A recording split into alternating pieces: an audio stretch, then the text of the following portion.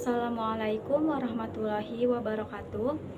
Perkenalkan, nama saya Amelia Iksana Ramadanti dengan NIM 202042560. Ingin membahas mengenai tentang berpikir deduktif.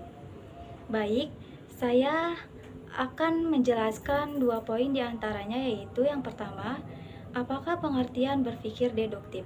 Yang kedua, bagaimana penggunaan pola pikir deduktif? Saya mulai dengan poin yang pertama, yaitu apakah pengertian berpikir deduktif.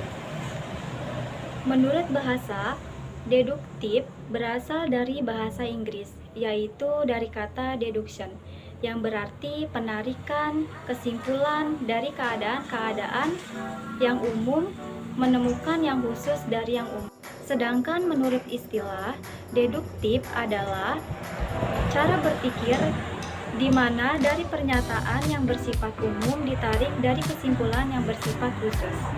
Selanjutnya, ada 4 macam corak berpikir deduktif, yaitu yang pertama ada silogisme kategorial. Nah, silogisme kategorial ini ialah silogisme yang terdiri dari 3 proposisi, yang terdiri dari 2 proposisi premis dan 1 proposisi kesimpulan. Misalnya, semua karyawan adalah PNS. Semua PNS adalah peserta jam sostek. Semua karyawan adalah peserta jam sostek. Kedua, ada silogisme hipotesis. Silogisme hipotesis ini adalah silogisme yang terdiri atas premis mayor yang berproposisi konvensional hipotesis. Kalau premis minornya membenarkan antecedent, maka kesimpulannya membenarkan konsekuensi. Contohnya, jika besi dipanaskan, besi akan memuai. Besi dipanaskan, jadi besi memuai. Selanjutnya yang ketiga ada silogisme alternatif. Nah, silogisme alternatif adalah silogisme yang terdiri atas premis mayor berupa proposisi alternatif. Kalau premis minornya membenarkan salah satu alternatif, maka kesimpulannya akan menolak alternatif yang lain. Contohnya, dia adalah seorang kiai atau profesor. Dia seorang kiai. Jadi kesimpulannya itu dia bukan seorang profesor. Selanjutnya yang terakhir ada entimen. Dalam kehidupan sehari-hari, silogisme yang kita temukan berbentuk entimen, yaitu silogisme yang salah satu premisnya dihilangkan atau tidak diucapkan karena sudah sama-sama diketahui. Contohnya, menipu adalah dosa karena merugikan orang lain. Kalimat ini dapat dipenggal menjadi dua. Yang pertama bisa menjadi menipu adalah dosa. Yang kedua, karena menipu merugikan orang lain. Selanjutnya, poin yang kedua yaitu bagaimana penggunaan pola berpikir deduktif. Pola berpikir secara umum yaitu pola berpikir deduktif merupakan sistem berpikir yang melihat secara umum sebelum mengerucut menjadi spesifik atau khusus. Jadi, kesimpulannya bahwa berpikir deduktif adalah cara berpikir dari pernyataan yang bersifat umum ditarik dari kesimpulan yang bersifat khusus.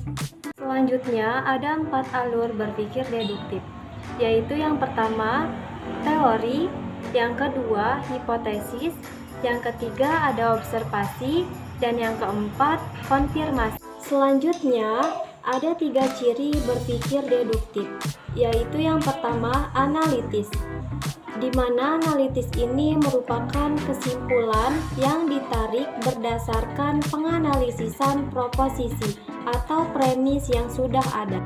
Yang kedua, ada tautologis. Nah, tautologis ini merupakan kesimpulan yang kesimpulannya itu ditarik dan tersirat di dalam premis-premis yang sudah ada.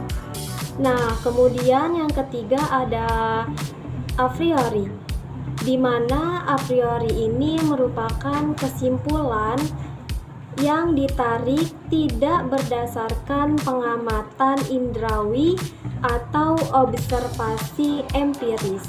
Nah, kemudian di dalam berpikir deduktif terdapat argumen deduktif yang terdiri dari modus ponens, modus tollens, dan silogisme. Nah, argumentasi deduktif ini terbagi menjadi 3 bentuk pemikiran deduktif yang valid. Yang pertama itu modus ponens atau penalaran langsung. Nah, modus ponens ini dikatakan bahwa apabila pernyataan jika P maka Q benar, maka Q benar. Sedangkan untuk penalaran tidak langsung atau modus tollens, apabila pernyataan jika P maka Q benar dan Q salah, maka otomatis P menjadi salah. Kemudian yang silogismenya itu apabila pernyataan jika P maka Q benar dan jika Q maka R benar, maka jika P maka R benar. Nah, sebagai contoh perhatikan modus ponens berikut ini. Premis satunya P maka Q. Premis duanya P maka kesimpulannya Q. Nah, contohnya premis satunya jika saya lapar maka saya makan. Premis duanya saya lapar sehingga kesimpulannya maka saya makan. Nah, kemudian untuk modus tollens atau modus tidak langsung.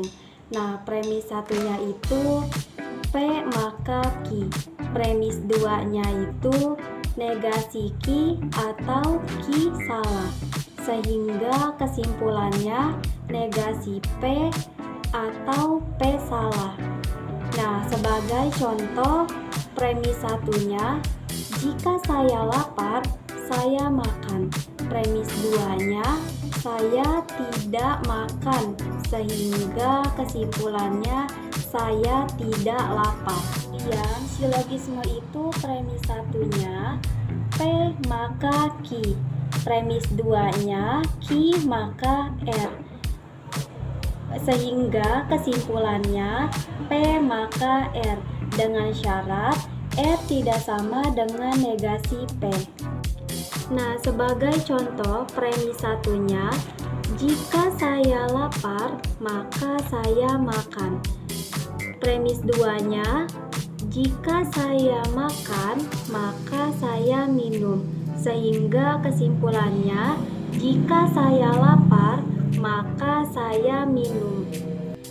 Cukup sekian penjelasan yang saya sampaikan tentang berpikir deduktif. Mohon maaf apabila terdapat kekurangan mengenai penjelasan yang saya sampaikan. Terima kasih. Wassalamualaikum warahmatullahi wabarakatuh.